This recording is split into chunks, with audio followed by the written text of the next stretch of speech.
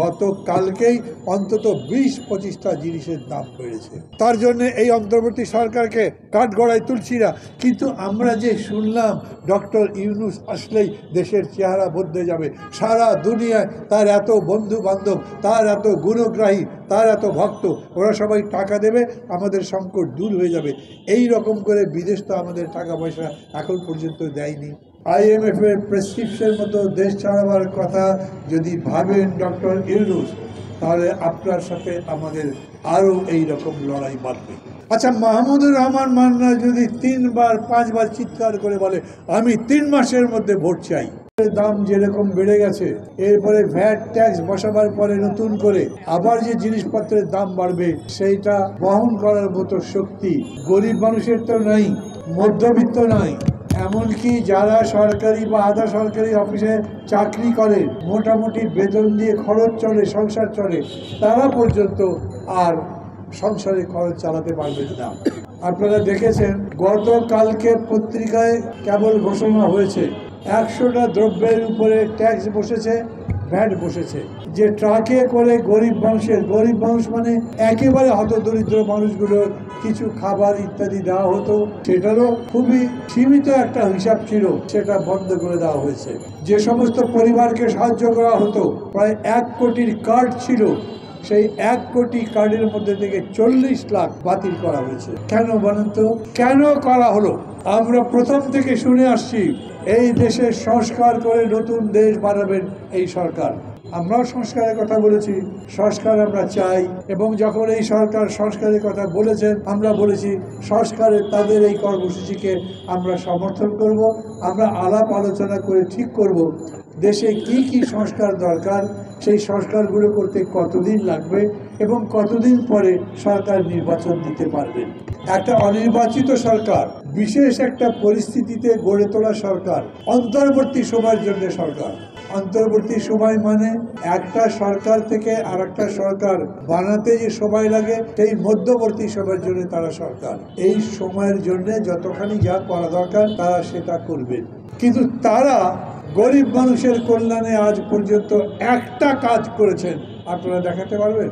আমাদের সাধারণ সম্পাদক বললেন আমরা এই সরকারকে সমর্থন করেছিলাম, কিন্তু সেই সমর্থন নিঃশর্ত কখনো ছিল না। আমরা সব সময় বলেছি আপনাদের প্রতি আমাদের সমর্থন ততক্ষণ পর্যন্ত যতক্ষণ পর্যন্ত আমরা মনে করব আপনারা দেশটা বদলাতে, দেশের জনগণের মান বদলাতে, মানুষের দুঃখ দূর করতে এবং সর্বোপরি দেশে গণতন্ত্র নির্মাণ করতে সঠিক পথে কাজ করবেন। আমরা বলেছিলাম আমাদের সঙ্গে কথা বলেন, দরকার লাগলে আমাদের যদি কোনো জিনিস মনে হয় আপনাদের ভুল হবে আমরা বলবো, আপনারা যদি মনে করেন না আমরা ভুলেছি তাহলে আমাদের সাথে কথা বলেন, সবাই মিলে আলোচনা করে একটা কর্মসূচি আমরা তৈরি করব।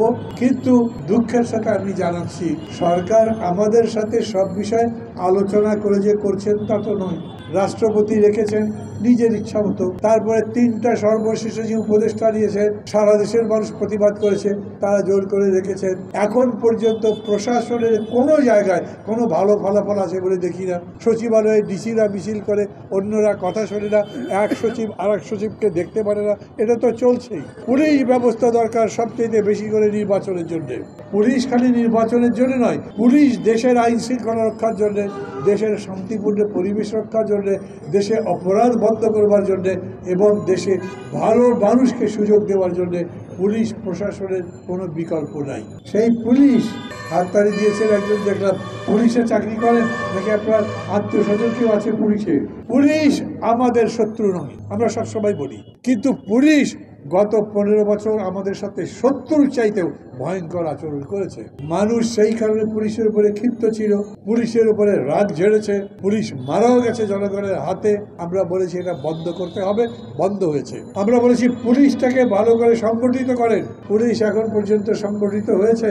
পুলিশ ঘুষ টুস খায় না, পুলিশ জনগণের উপর এখন অত্যাচার নির্যাতন একেবারে করে না। তবে হ্যাঁ, ভয়ে আছে, আগের মতো করে না। আমরা বলি এমন একটা পুলিশ বাহিনী গড়েন যেটা জনবান্ধব, এমন একটা পুলিশ বাহিনী গড়েন মানুষ যার বন্ধু, মানুষ মনে করবে এই পুলিশ আমার বন্ধু, তার কাছে আমি আমার অভাব অভিযোগ নিয়ে যেতে পারি। সেই সব সংস্কারের কিছু এখন পর্যন্ত হয়নি। সরকার 15টা কমিশন করেছেন, কোনো কমিশন এখন পর্যন্ত রিপোর্ট দেয়নি। কথা ছিল ডিসেম্বর মাসে দেবার, ওনারা বলেছেন জানুয়ারিতে দেবেন। জানুয়ারিরও অর্ধেক চলে যাচ্ছে, কোনো রিপোর্ট নাই। তার মধ্যে তারা এই রকম করে জন দুর্ভোগ হতে পারে এই রকম সিদ্ধান্ত নিলেন কেন?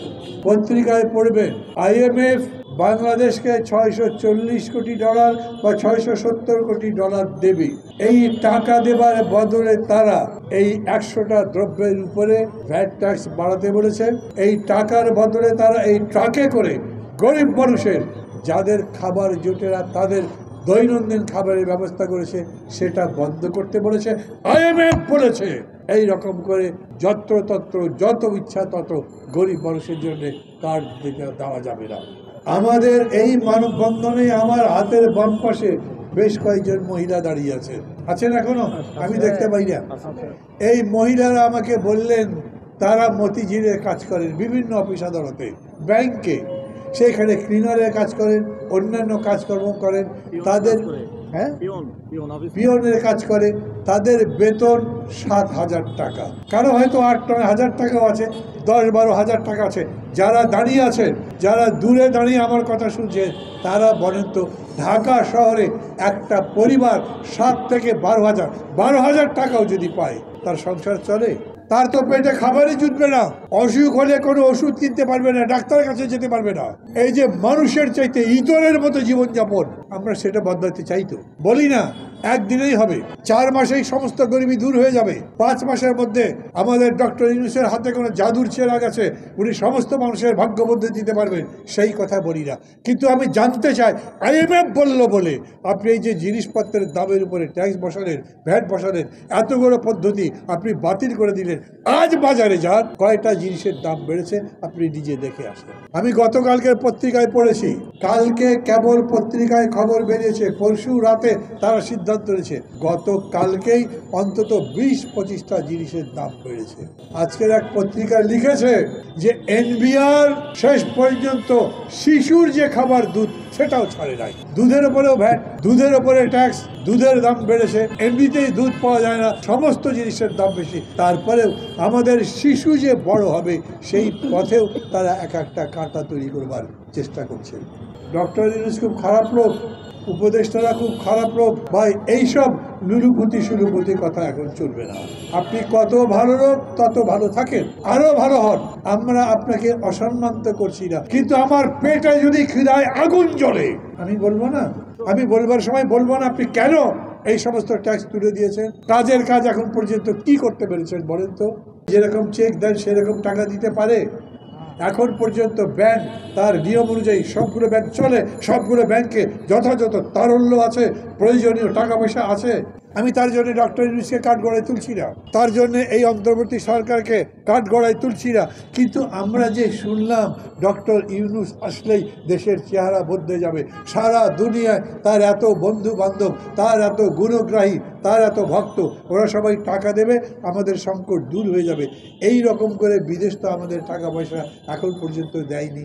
আমাদের প্রতিবেশীর সাথে আপনি সেদিন বললেন সম্পর্ক স্বাভাবিক হয়ে আসছে, আমরা সম্পর্ক স্বাভাবিক হতেও দেখছি না। আপনি নতুন কোনো বন্ধু বানাতে পেরেছেন তাও দেখছি না। পৃথিবীর বুকে ডক্টর ইউনূসের নাম অনেক বেশি, কিন্তু বাংলাদেশের নাম যে অনেক বেড়েছে এরকম তো দেখছি না। বাংলাদেশ এইবার ইতিহাস তৈরি করেছে। আমি সব জায়গায় বলি, আজ আবার আপনাদের সামনে বলি, একটা যুবক 2 হাত প্রসারিত করে বুক চিতিয়ে গণতন্ত্রের জন্যে সরাসরি বুকে পায়ে গুলি দিয়ে মৃত্যুবরণ করেছেন। পৃথিবীর ইতিহাসে এই রকম আর একটা উদাহরণ কি খুঁজে পান?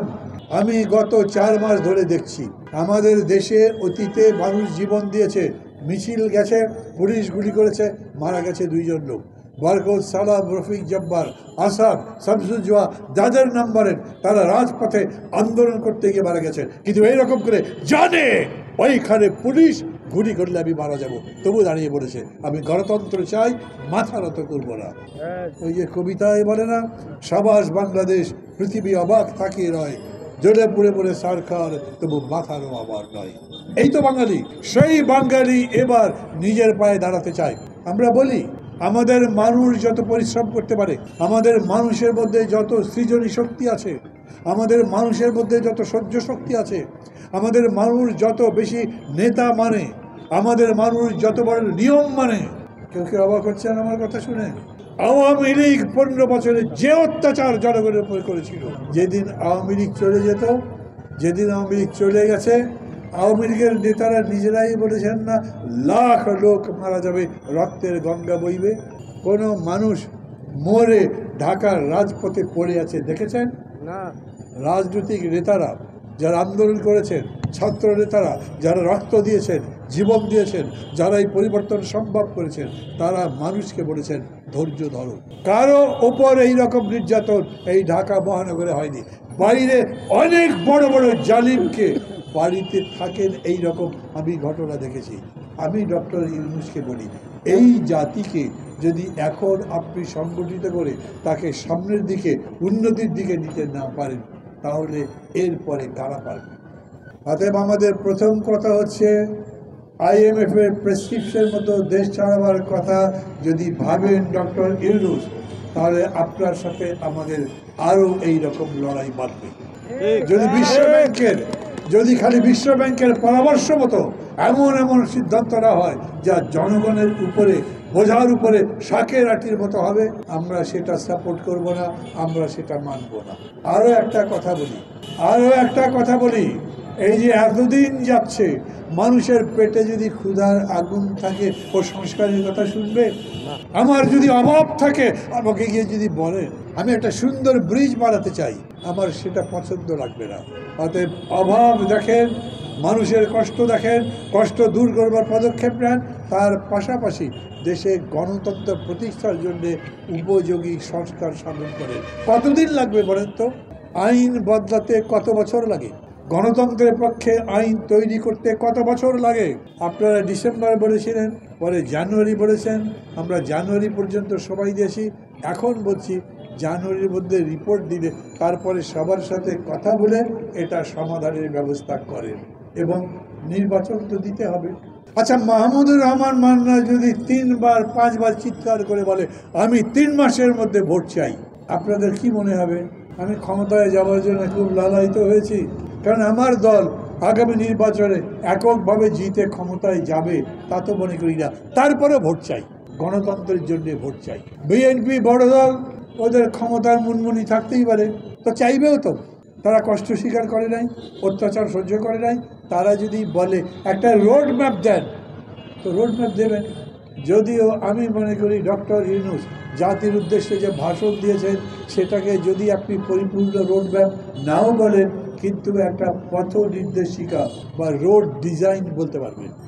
বলেছেন হয় ডিসেম্বরে, না হলে জুনের মধ্যে দেশে নির্বাচন হবে। এই কথা যেন ডক্টর ইউনূস ঠিক থাকে।